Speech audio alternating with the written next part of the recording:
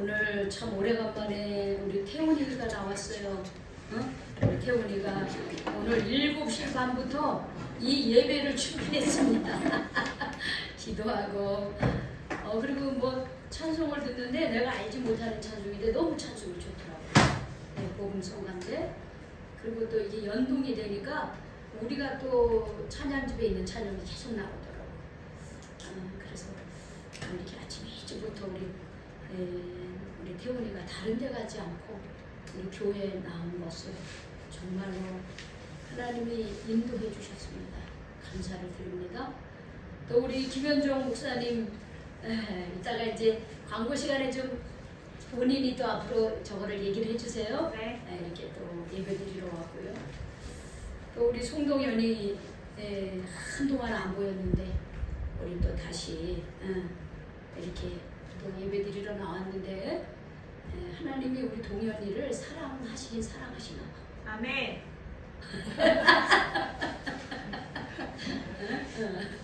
하나님이 선택한 아들을 확실히 선택한 아들인 것 같아요. 오늘 또 이렇게 발걸음을 옮겨서 오늘 이 자리에 나온 것 여러분들 모두 이 세 분을 비롯해 여러분 모두를 사랑하고 축복합니다. 아멘. 앞뒤로 좀 사랑하고 축복합니다. 얘기 좀 해주세요. 옆으로 해서.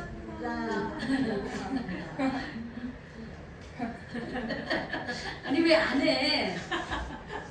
좀 해봐. 쑥스러워서 못하겠어? 우리 전도사님 우리 동현이하고 성혁이한테 좀 해주세요. 우리 참 못하네. 자 우리 저기 은혜는 저기한테 저기랑 해봐. 앞뒤로 표현을 해야지. 어제까지 그렇게 안 해. 연애한테 답이 안 하고 살 거야?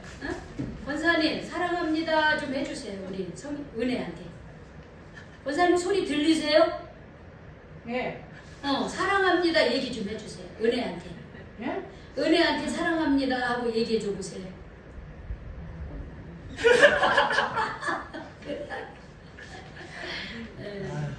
자꾸 배워가고 살아야 돼요, 여러분들은. 그렇죠? 연애도 해본 사람이 연애 세포가 활발한 거예요. 사랑합니다도 자꾸 해야 사랑합니다가 늘어. 다시 한번 사랑합니다. 사랑합니다. 말로 한번 해봐. 네, 사랑합니다. 축복합니다. 축복합니다. 자꾸 그렇게 하셔야 돼요.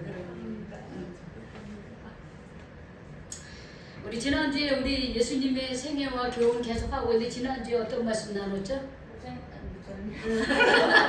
목사님이 뭐 했어요? 예수님이 탄생 이야기도 하고 그리고 나서 그렇죠. 이제 12살인가 13살인가 예수님 어린 시절 그렇죠. 그 수많은 사람들 앞에서 설교하고 물어보고 대답하고 네, 그렇죠. 지난주에 한 거는 뭐였죠? 지난 그게 예수님이 그거 아니에요? 요단강에서 뭐 했어요? 세례 받으신 거야. 세례 받으신 거야. 자, 예수님께서 이제 하나님의 나라 운동을 본격적으로 이제 30살 되면서 하시기 시작하는데 그때 하신 일이 뭐냐? 첫 번째는 세례 받으셨다. 두 번째는 두 가지를 했어요. 두 번째는 오늘 예수님이 시험을 받으셨다는 거예요. 시험을 받으셨어요. 사단으로부터 시험을 받으셨어요. 자, 여러분 고등학교에서 대학 가려면 뭐 해야 됩니까? 수능 봐야 돼. 시험 봐야 되죠. 수험을 어떻게 잘 통과하고 좋은 성적을 내야 어떻게 내가 원하는 대학에 갈 수 있어요. 우리 태훈이는 그 헬스클럽 지도자가 되기를 원해, 그렇죠? 체육 지도사가 되기를 원해. 그래서 어제 와서 그런 얘기를 하다 공부하고 있다고 해요. 잘하셔야 돼. 공부 열심히 하세요. 그럼 2급 따고 1급 따고 시험에 통과를 해야 돼, 그렇죠? 시험을 통과해서 이 사람은 체육 지도사로서의 이런 자격을 갖춘 사람입니다. 학문적으로, 이론적으로도, 실력적으로도 이런 것을 가지고 있습니다. 라고 하는 증명서가 바로 시험을 통과한 자격증인 거예요. 그렇죠? 그래서 우리가 시험을 잘 통과하면 한 단계 한 단계 우리가 원하는 삶으로 나아갈 수 있고 우리의 삶이 이렇게 한 단계 한 단계 더 풍성해지고 또 더 우리가 성취감을 느끼면서 더 성숙해지면서 그렇게 살아갈 수 있어요. 우리 예수님도 하나님의 나라 일을 하시기 전에 세례를 받고 곧 이어서 하신 일이 뭐냐면 광야에 가셨어요. 광야에 가셔서 거기서 시험을 받으셨습니다. 오늘 성경 우리 4장 1절을 우리 같이 한번 읽어볼까요? 시작! 그때 예수께서 성령에게 이끌려 마귀에게 시험을 받으러 광야로 가서 2절까지 시작! 40일을 밤낮으로 금식하신 후에 줄이신지라 이랬어요. 그때라고 하는 것은 예수님이 세례를 받고 이는 내 사랑하는 아들이요 내가 이로 인하여 기뻐하노라 라고 하는 하나님의 아들로서 인정을 받고 난 이유를 말하는 거예요. 세례받고 하나님의 아들로 인정받고 난 이후에 여기에 보면은 누구에게 이끌렸다 그랬어요? 성령에게 이끌렸다 그랬어요. 성령에게 이끌렸어요. 오늘 우리 이 자리에 온 거 나 스스로만 온 것이 아닙니다. 누구에게 이끌려서 누구의 인도함을 받아서 여기에 왔을까요? 성령 하나님, 성령 하나님에 이끌린 거예요. 오래간만에 온 우리 태훈이도 성령의 이끌림을 받고 우리 모두가 다 성령의 이끌림에 이곳에 왔어요. 그런데 예수님을 성령께서 이끌었는데 어디로 이끌었다 그랬어요? 광야에 이끌었다 그랬어요. 아니 왜 성령 하나님께서는 왜 굳이 광야로 예수님을 글로 인도를 하셨을까? 여러분 광야 하면 생각나는 게 뭘까요? 그러죠. 여러분 광야 보셨습니까? 못 봤죠. 그런데 제가 몇 년 전에 성주순례 갔다 오면서 광야 모습을 보여줬잖아요. 광야 모습이 어때요? 봤잖아요. 저 사진. 제가 예루살렘 거기에 가서 이렇게 앉아가지고 저 광야를 봤는데 그 광야는 우리나라 산과 같지 않아요. 우리나라는 어디에나 물이 흐르고 나무가 있고 새들이 지저귀고 풀이 있고 얼마나 좋은 나라인지 몰라. 그런데 성경에 나와 있는 이 시대의 광야는요, 지금도 마찬가지. 이스라엘은요, 이 광야하면요 어떻게 하냐면 산인데 그냥 민둥산이에요. 아무것도 없어. 그렇죠. 거기는 그냥 사막이에요. 사막. 그리고 거기는 돌이 있어요. 돌. 그리고 거기는 뭐냐 뱀이 있어요. 전갈이 있어요. 그리고 그 계곡 아주 깊숙한 계곡에 거기에 오아시스처럼 조금 물이 있어요. 그러니까 광야, 여러분 광야하면요 정말 세상과 완전히 동떨어진 곳이에요. 그리고 이 사람의 소리가 들리지 않습니다. 오직 어떻게 조용한 그런 자연의 소리만 들려요. 어떻게 보면은 먹을 것도 부족하고 정말 먹을 것도 마실 것도 부족하고 다 부족한 것 같은데 사람의 소리도 안 들려요. 여기에 있으면 별의별 소리가 다 들려요.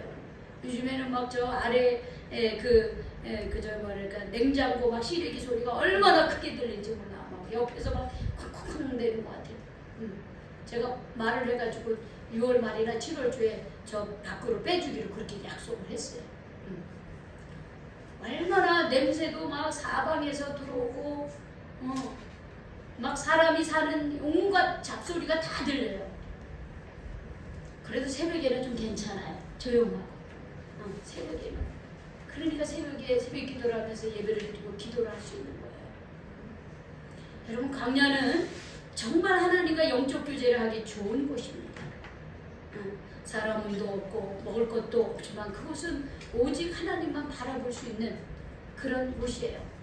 그래서 제가 이렇게 여기 있다가 이렇게 휴가를 갈 때 산속으로 들어가는 이유가 거기에 있는 거예요. 하나님과 영적 깊은 교제라고 좀 쉼을 얻고 그런 시간을 갖기 위해서 그런 거예요.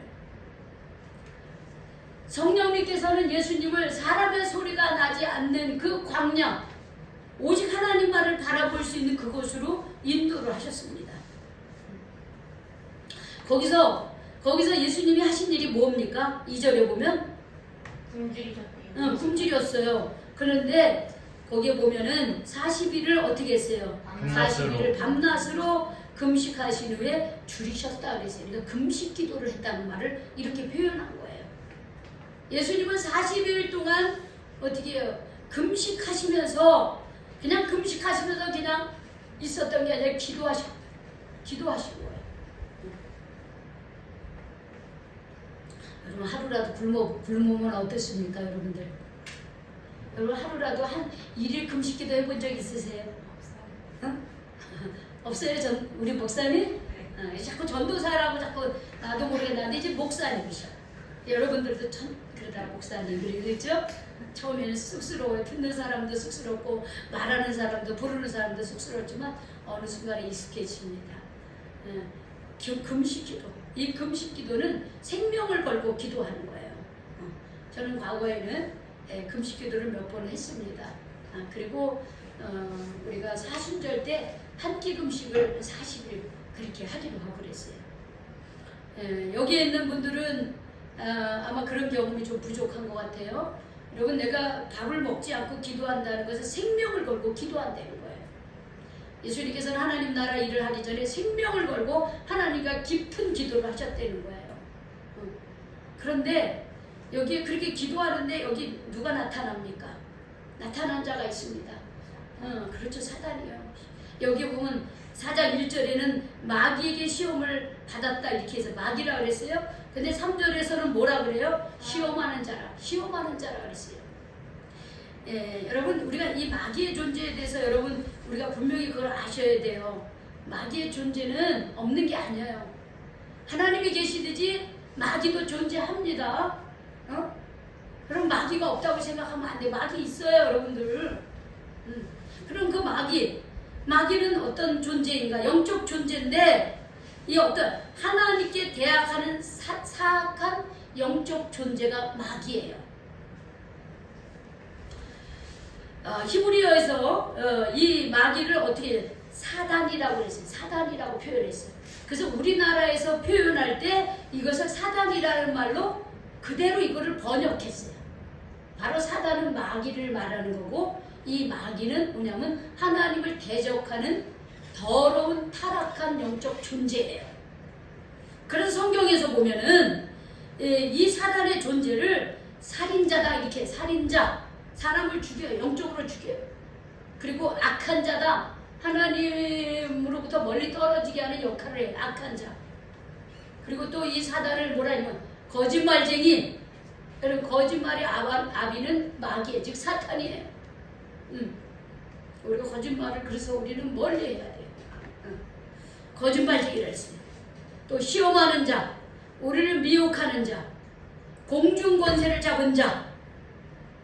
그런데 결국은 이 똑같아요. 사단을 말하는 거예요. 마귀를 말하는 거예요. 근데 이 마귀가 하는 일은 뭐냐면 우리 사람이 하나님 앞에 대항하지 않는, 하나님을 거부하고 하나님을 공격하고 하나님을 인정하지 않고 그리고 그래서 어떻게 하나님으로부터 멀리 떨어져서 죄 가운데 살게 하는 역할이 이 마귀의 존재예요. 그래서 우리는 이 시험하는 자, 즉 사단의 존재에 대해서 우리는 깨닫고 우리는 사단이 우리를 넘어뜨리려 할 때 우리는 깨어 있으시기를 축복합니다. 사단이 이 시험하는 자가 금식 기도하면서 사생결단하면서 예수님 앞에 기도하는데 이렇게 말합니다. 시험을 해요. 3절 한번 읽어봅시다. 시작. 시험하는 자가 예수께 나와서 이르되 내가 만일 하나님의 아들이거든 명하여 이 돌들을 떡덩이가 되게 하라. 자, 이 시험하는 자 사단이 와서 예수님한테 뭐라 그래요? 뭐라 그랬어요? 네가 만일 하나님의 그렇지. 네가 만일 하나님의 아들이거든. 자, 여러분 지금 예수님은 하나님의 아들입니까? 아닙니까? 아들이죠. 우리 예수님이 요단강에서 세례받고 올라올 때 하늘이 열리면서 거기서 어떤 음성이 들렸다 그랬어요. 그런 어느 내 사랑하는 아들이요 내가 너로 인하여 기뻐하노라 그랬잖아요. 이미 예수님이 세례받을 때에 많은 사람들한테 하나님이 공포하셨어요. 너는 내 사랑하는 아들이다.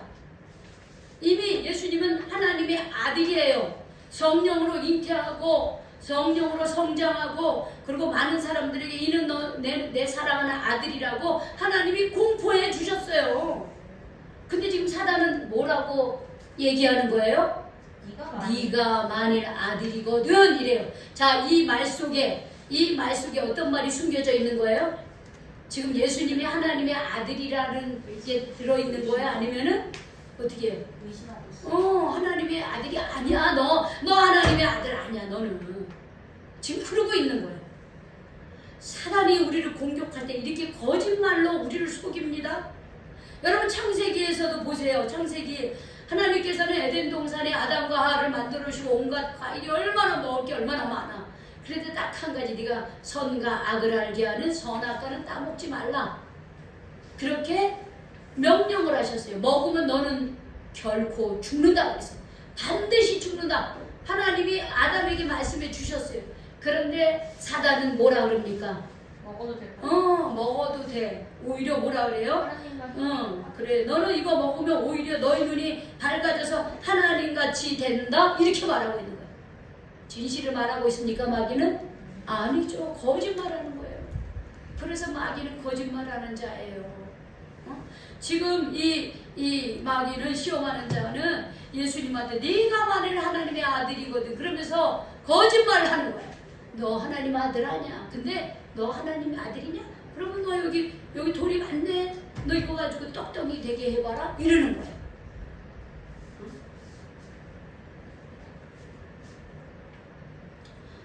자, 예수님이 물론 돌을 가지고 떡덩이가 되게 할 수도 있습니다. 자, 그러나 그것은 목적이 틀리는 거죠. 그렇죠? 내가 하나님의 아들인 것을 증거하기. 사단의 꾀임에 빠져가지고 그래서 그렇게 하는 거예요. 하나님도 그 기도를 안 들어주셔요. 그런 기도.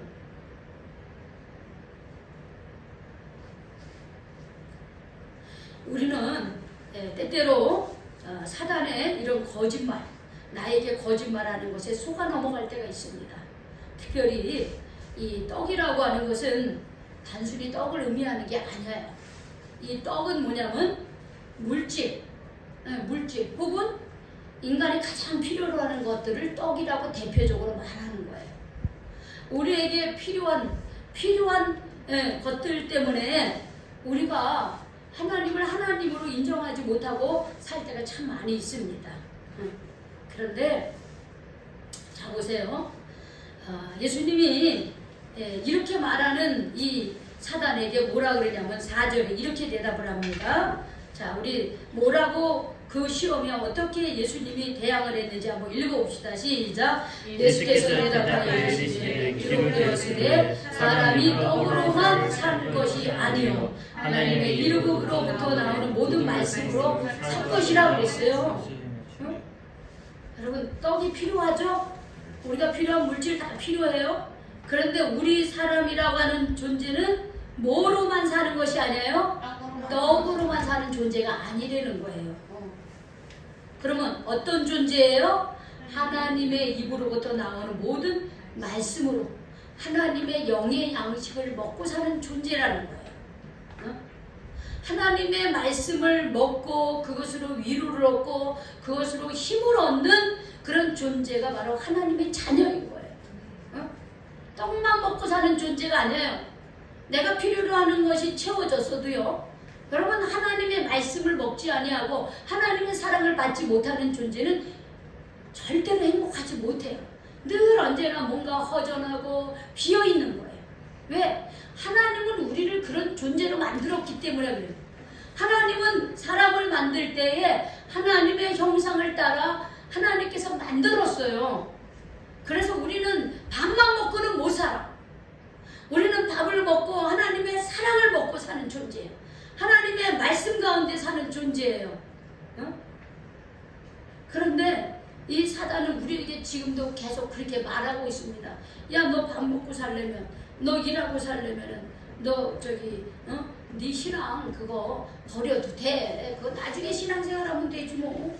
우리가 예수 믿으라고 나 젊어가지고 시간이 없어서 나 교회 못 가요. 아니 심지어 어린아이들도 교회 오라면 뭐라 그러냐면 바쁘대. 학원 가야 된대요. 공부해야 된대요. 그렇게 성장한 아이들이 얼마나 행복하겠어요. 그렇게 성장하는 아이들이 꿈이 있겠어요? 그러니까 꿈도 없고 소망도 없고 그냥 엄마가 시키는 대로 그렇게 하면서 사는 거예요. 심지어는 어떤 엄마는요 맨날 전교 1등을 하는 애에게 밥도 먹지 말라, 잠도 자지 말라. 그래서 공부 그렇게 해서야 좋은 대학에 들어갔어요. 그런데 결국은 이 아이가 자라가지고 엄마를 죽였습니다. 최근에 얼마 전에 나온 뉴스였어요. 왜 그러겠어요? 공부, 대학, 취직, 돈 이게 삶의 목적으로 가르친 거예요. 근데 우리 인간은 그것으로는 행복한 존재가 아니에요. 우리는 영적인 존재예요. 하나님의 사랑을 받고 하나님의 말씀을 듣고 그러면서 내 삶의 가치를 느끼고 내가 어떻게 살아야 되는지를 깨닫는 존재예요. 근데 그걸 어디서부터 얻을 수 있느냐? 하나님으로부터 얻을 수 있는 거예요. 그런데 어려서부터 그거 안 가르쳐. 그저 공부만 하면 되고 학원 가면 되고 그렇게 하는 거예요. 그러니까 우리 어린애들이요 꿈도 없고 소망도 없고요 즐거운 것도 없고요. 그러니까 자꾸만 폭력적이 되고요 이상하게 성장하는 거예요. 여기에는 우리 모두는 삶의 우선순위를 바로 알면서 살기를 원합니다. 아멘. 우리의 삶의 우선순위는 떡이 아니에요. 물질이 아니에요. 물론 떡이나 물질 다 필요해요. 그러나 이거보다 더 중요한 건 뭐냐? 나는 하나님의 형상을 따라 지음받은 하나님의 자녀라는 게 이게 우선이어야 되는 거예요. 그게 우선이면서 공부도 하고 그게 내가 하나님의 자녀라는 정체성을 갖고 먹기도 하고 돈도 벌고 사회생활을 해야 그 삶이 열매를 맺을 수 있는 거예요. 그래서 제가 청년들에게 계속 얘기해드려요. 가급적 주의를 지켜라. 주의를 지켜라. 왜? 주의를 지키는 것이 나를 지키는 것이에요. 믿음으로 사는 것이 내 인생을 사는 거예요. 여러분 한번 생각해 보세요. 주의를 안 지키고 그리고 돈 번다 알고 그렇게 해서 얼마나 돈 모으셨습니까? 얼마나 남는 것이 뭐가 있습니까? 믿음으로 살지 않으면 열심히 사는 것 같고 돈 많이 버는 것 같아 남은 거 하나도 없어요. 왜? 우선순위가 달랐기 때문에 그래요. 여러분 공부한다고 일한다고 여러분 하나님께 예배드리는 거 뒷전으로 하지 마시기 바랍니다. 젊어서부터 어려서부터 우리 존재라고 하는 것은 떡으로만 사는 존재가 아니요 하나님의 말씀으로 사는 존재, 하나님의 말씀으로 사는 사람을 축복하시고 인도하시는 그런 하나님을 여러분 믿으면서 삶의 우선순위를 정말 하나님과 동행하는 삶의 초점을 맞추면서 그렇게 사시기를 축복합니다. 예수님은 그것을 이기셨어요. 사람은 떡으로만 사는 것이 아니야. 하나님의 말씀으로 사는 존재야. 그러면서 어떻게 해요? 사단의 시험을 이기셨습니다. 두 번째 어떤 시험일까요? 5절 한번 읽어봅시다. 시작. 이에 마귀가 예수를 거룩한 성으로 데려다가 성전 꼭대기에 세웁니다. 마귀가 성전, 예루살렘 성전 꼭대기에 탁 세우고 이제는 예수님처럼 똑같이 이렇게 말합니다. 6절 같이 읽겠어요. 시작. 이르되 내가 만일 하나님의 아들이거든 뛰어내리라. 기록되었으되 그가 너를 그의 사자들을 명하시리니 그들이 손으로 너를 받들어 발이 돌에 부딪히지 않게 하리로다 하였다. 이렇게 얘기해요. 하는 예수님이 말씀으로 탁 신명기 말씀으로 사단의 그 시험을 이기니까 요번에는 또 있잖아. 또 말씀으로 또 이제 싹 오시는 거야. 그런데 여기서 두 번째 또 마찬 거짓말하는 거. 네가 만일 하나님의 아들이거든. 여러분 마귀는요 우리를 아주 끈질기게 무너뜨리려고 합니다. 어떻게 해서든지 하나님 밖에서 살게 하는 거, 하나님을 대적하며 살게 하는 게 이 마귀의 역할이에요. 아까도 분명히 하나님의 아들이거든 하고 거짓말하더니 요번엔 또 그러죠. 네가 만약 하나님의 아들이거든 야 여기 봐라. 여기 성전 꼭대기에서 뛰어내려. 그래 뛰어내려. 성경에 보니까 시편에 보니까 하나님께서 그의 사자들을 명해서 그들이 손으로 너를 받들어 발이 돌에 부딪히지 않게 하겠다고 그렇게 약속했어. 그러니까 여기 뛰어내리라 이렇게 얘기합니다. 자, 지금 누구를 시험하라고 합니까? 누구를 시험하고 있어요? 하나님이 너를 받쳐주나 안 받쳐주나 한번 뛰어내려 이렇게 얘기하는 거예요. 자, 우리도 신앙생활 하면서 그럴 때 많이 있죠. 진짜 하나님이 계신 거야 안 계신 거야? 하나님을 어떻게 시험해 볼 때가 참 많이 있어요. 그런데 자 여러분 여기 7절에 보면 예수님이 이런 말씀을 하셨습니다. 우리 같이 한번 읽어봅시다. 시작. 예수께서 이르시되 또 괴롭되었으되 주 너의 하나님을 시험하지 말라 하였느니라 그랬어요. 하나님을 어떻게 하지 말라? 시험하지 말라 그래요. 그럼 하나님을 시험하지 않으면 하나님을 어떻게 대하려는 거예요? 응? 하나님을 시험하지 말고 하나님을 어떻게 하려는 거야? 하나님의 관계를 우리가 어떻게 해야 되는 거예요? 의심하지 말라고. 그래, 의심하지 않으면 그러면 대신에 어떻게? 의심하지 않고 그렇지 믿는 거야. 자꾸 의심하지 말고 하나님을 믿으려는 거예요. 근데 우리가 왜 하나님을 자꾸 어떻게 믿는 것보다 자꾸 의심하고 없다고 생각할까요? 눈에 안 보이는. 사람들이 눈에 안 보인다 그러는 거예요. 이것처럼 참 우리가 단순하면서도 참 우리가 영적으로 무지하기 때문에 그런 거예요. 여러분 하나님이 우리 눈에 우리가 볼 수 없어요. 하나님은. 자 이것도 여기도 이렇게 막 이렇게 해놓으니까 막 눈이 부셔 저는요. 눈이 부셔. 근데 햇빛을 보면 눈이 부셔가지고 그 선글라스를 다 껴요. 이렇게. 요즘에 건방진 목사가 됐어요. 제가 요즘에 선글라스를 껴서. 근데 눈이 부셔서 그래. 눈이 부셔서. 그런데 그 찬란한 하나님을 어떻게 우리가 볼 수가 있어요? 영적인 그 하나님을 우리가 어떻게 볼 수 있어요? 그리고 여러분 우리가 눈으로 볼 수 있는 게 이 세상에 존재하는 모든 것을 눈으로 볼 수 있을까요? 못 봐요. 지금 여기 이 공기 중에 여러 가지 많은 입자들이 있어요. 그게 눈에 보입니까? 그게 보이면 우리 지저분해서 못 살 거야. 여러분 이게 하나 빛이 쫙 비칠 때 창문을 쫙 열어보세요. 거기에 막 작은 입자들이 얼마나 많이 있는지 몰라요. 그 대기 중에. 그게 보인다고 여러분 생각해 보세요. 좋을까요? 여러분이 그게 보이니까 그래 이게 있구나. 그렇게 믿는 거예요? 여러분?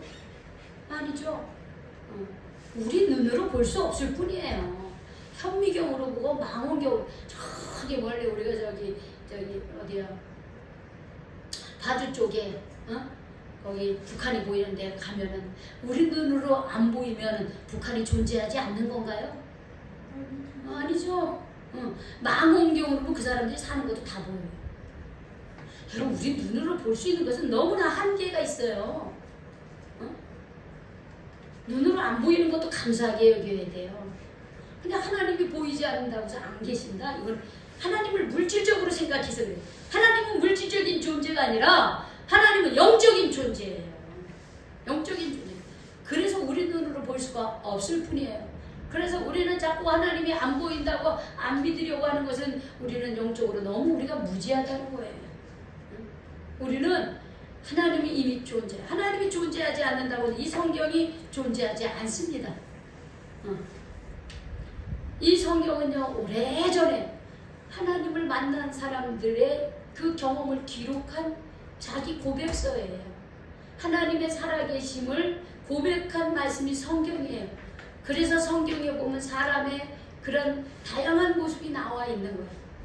나쁜 짓 하는 거, 좋은 거 하는 거, 못된 짓 하는 거, 정말 뒤돌아보고 싶지 않은 그런 것이 다 들어있는 거예요. 그런데 그런 가운데서 하나님은 어떻게 해요? 그들을 벌하시기도 하고 용서하시기도 하시고 기회를 주시기도 하고 어떻게 해요? 마침내는 예수 그리스도를 통해서 우리를 구속해 주시는 구원해 주시는 거예요. 그래서 성경은 하나님을 만난 사람들의 자기 고백서예요. 이 성경이. 그래서 우리가 성경을 읽는 거예요.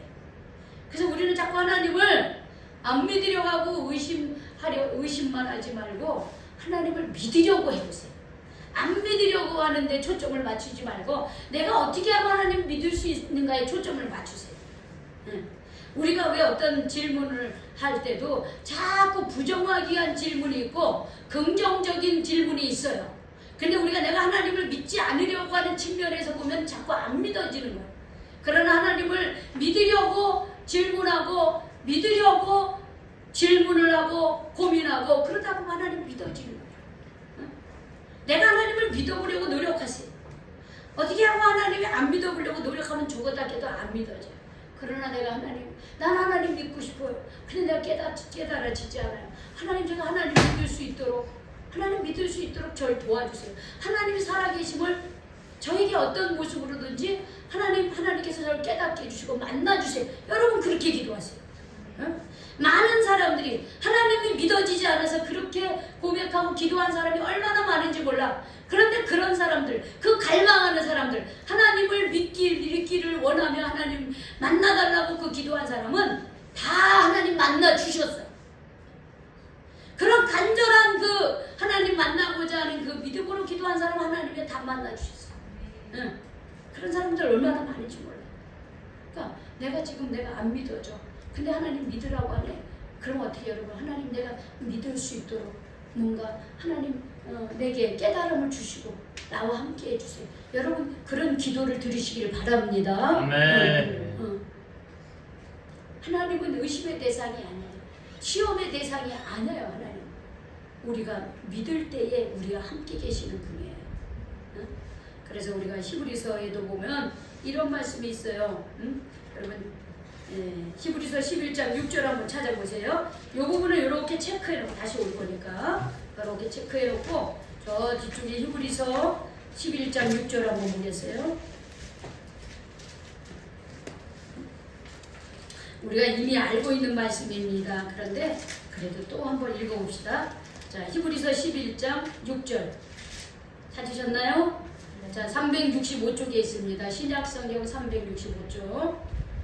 자, 우리 같이 읽어봅시다. 시작. 믿음이 없이는 하나님을 기쁘시게 하지 못하나니 하나님께 나아가는 자는 반드시 그가 계신 것과 또한 그가 자기를 찾는 자들에게 상 주시는 이심을 믿어야 할지니라 그랬어요. 자, 하나님을 기쁘게 하는 방법이 뭐예요? 어떻게 해야 돼요? 믿음이에요. 믿음.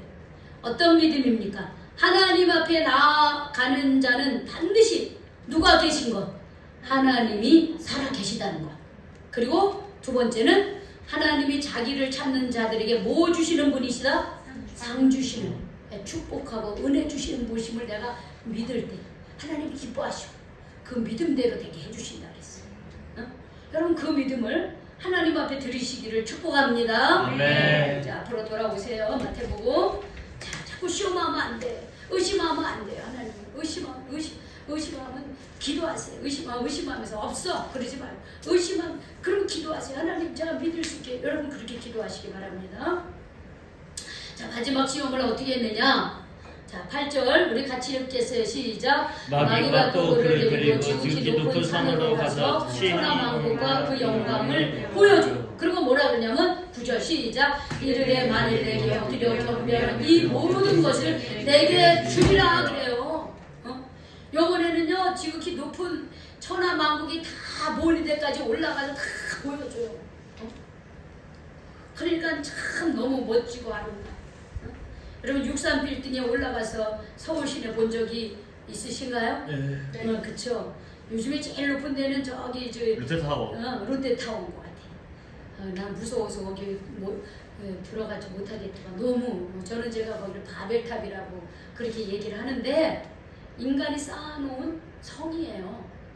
근데 거기에 올라가서 보세요. 서울 시내가 다 보일 아마 저 경기도 양평까지 다 보일 거야. 워낙 높아서. 제가 북한산을 가면은 북한산 정상. 제일 정상에서 보면은 다 보여. 경기도 쪽도 보고 양평도 보고 인천 쪽도 보여요. 제일 높은 곳이잖아. 날씨 좋을 땐 다 보여요. 날씨가 안 좋고 미세먼지 끼면 잘 안 보지만 참요 그 높은 데 가서면요 우리나라 특히 이 서울이 참 아름다운 도시예요. 산 속에 있어요. 산 속에. 우리는요 다 거기 수락산, 뭐 인왕산, 뭐 도봉산, 저기 또 북한산 또 이 산으로 다 둘러싸여 있어요. 서울이 정말 아름다운 도시예요. 그래서 외국 사람들이 서울 오면 너무 좋아하는 거예요. 왜? 이 바로 서울 바로 뒤에 산이 있으니까. 미국만 가도 산이요 없어요. 가도 평지야. 한층가의 산을 볼 수가 있어요. 얼마나 넓은지. 거기라도 땅이 어마어마하게 넓어.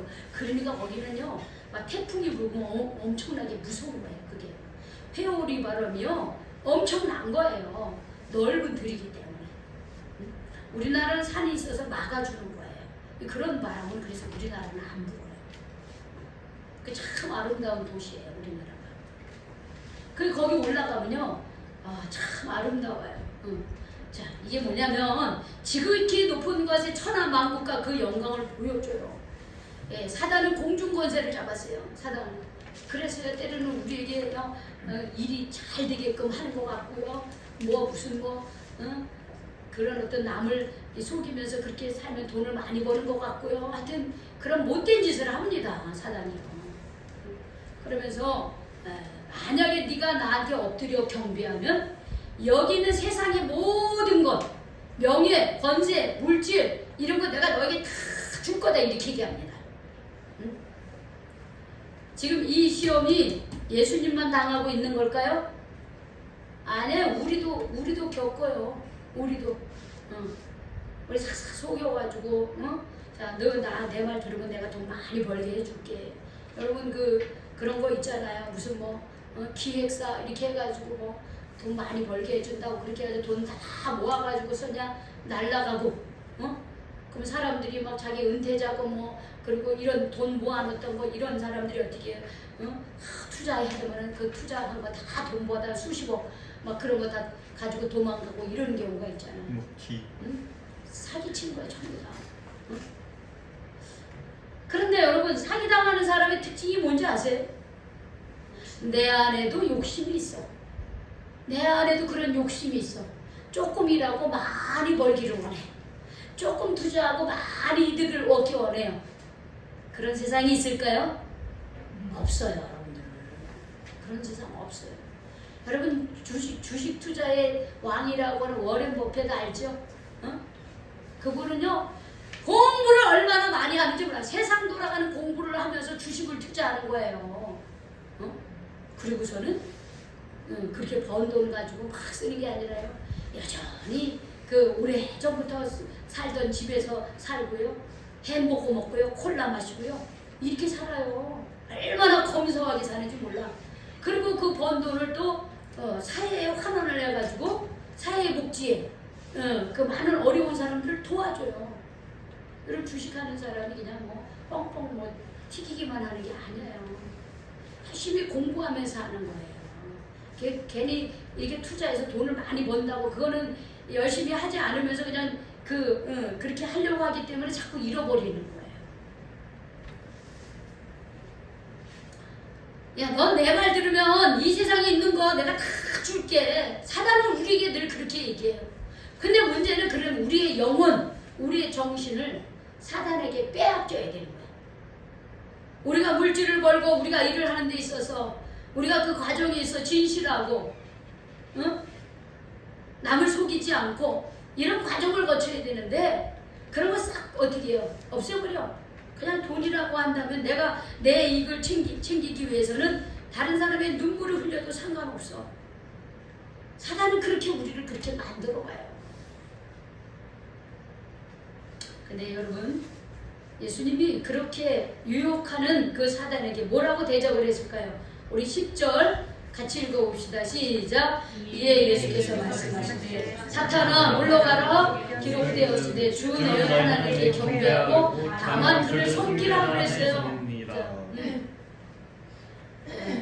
지금도 수많은 사람들이 만몬 신에 이 만몬이 지금 물질이에요.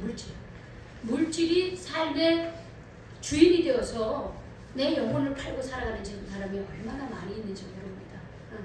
물질을 쫓아가는 사람들이 얼마나 많이 있는지 몰라요. 그런데 예수님 뭐라 하면 사탄아 물러가라. 기록하되 주 너희 하나님께 경배하고 다만 그를 섬기라 이렇게 말씀하셨습니다. 정말 우리가 섬기면서 우리가 경배해야 될 상은 세상의 가치가 아니라고 하는 거야. 내가 눈에 보이는 그게 아니라고 하는 거예요. 우리가 정말 예배드리고 경배해야 될 자는 하나님이라고 하는 것을 말씀해 주고 있습니다. 하나님만을 섬겨야 돼요. 물질을 따라가고 물질을 섬기는 것이 아니라 자식을 따라가고 자식을 섬기는 게 아니라 사람을 섬기는 것이 아니라 하나님을 경배하고 하나님을 섬겨야 되는 거예요. 예수님은 우리 인간의 그런 어떻게 보면은 이 사단이 우리에게 시험한 것은 참 우리 인간이 다 필요한 것들이에요. 물질, 또한 이 세상에 보이는 모든 그런 것들, 그런데 그런 것들에 대해서 예수님은 말씀으로 사단의 시험을 다 이기셨어요. 자, 이 사단의 시험을 이기셨을 때 11절 같이 읽어봅시다. 시작. 이에 마귀는 예수를 떠나고 천사들이 나와서 수중을 듭니다. 마귀, 이 미혹하는 자, 거짓말쟁이, 이 대적자는 이런 예수님이 하나님의 말씀으로 다 대적을 했어요. 그 사단의 시험을 이길 수 있는 것은 뭐냐? 기도와 말씀이에요. 기도와 말씀이 없이는 사단의 그 시험, 우리를 무너뜨리고자 하는 사단의 시험을 이길 힘이 우리는 없어요. 그런데 예수님은 기도하시고 말씀으로 준비하셨기 때문에 이 세상에 필요한 권세, 명예, 그리고 모든 물질, 이런 시험을 어떻게 해요? 하나님의 말씀으로 물리칠 수 있었습니다. 그때 마귀는 예수님을 떠나고 천사들이 예수님께 나와 수종을 들었다, 이렇게 기록하고 있습니다. 이후로 예수님은 하나님의 나라 말씀을 어떻게, 시험을 지금 통과한 겁니까? 안 한 겁니까? 예수님이 사단의 시험을 통과했어요? 안 했어요? 했어요. 통과하시고 나서부터는 담대하게 하나님의 아들로서 하나님의 나라를 선포하시기 시작했다고 했습니다. 지금도 우리도 마찬가지예요. 사단은 예수님만 시험하는 게 아니에요. 우리도 계속해서 하나님으로부터 멀어지도록 우리를 무너뜨리려고 우리를 시험하고 있습니다. 여러분, 내 힘으로는 이 사단의 시험을 이길 수 없어요. 왜냐하면 사단은 얼마나 교묘한지 몰라요. 얼마나 그럴듯한 그런 어떤 생각을 통해서 우리를 무너뜨리기도 하고, 또한 상황을 통해서도 우리를 넘어뜨리려고 하고 있습니다. 그때 우리 예수님을 우리가 붙들어야 되는 거예요. 예수님도 시험을 받으셨잖아요. 그러나 예수님은 그 시험을 어떻게 했어요? 시험에 넘어졌습니까? 아니에요. 예수님은 말씀과 기도로 그 시험을 어떻게 해요? 시험을 이기셨어요.